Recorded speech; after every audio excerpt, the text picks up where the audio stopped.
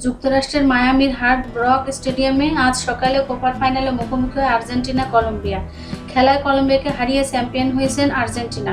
খেলা ছাড়াও ফাইনালে অন্যতম আকর্ষণ ছিল মাঝবিরতিতে কলম্বিয়ার গায়িকা শাকিরার পারফরমেন্স।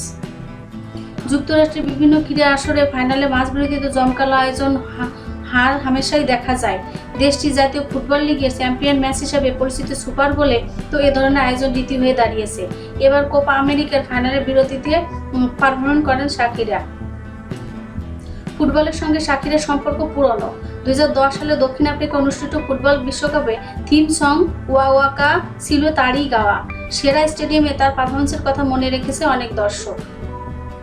এবারও কোপার ফাইনালে মনে রাখার মতো পারফরমেন্স উপহার দিয়েছে শাকিরা। দুঃখের ব্যাপার একটাই, তার দেশ কলম্বিয়া ফাইনালে হেরে গেছে।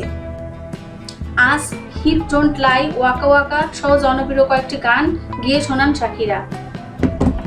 ফুটবল খেলার বিরতি থাকবে, এটাই স্বাভাবিক।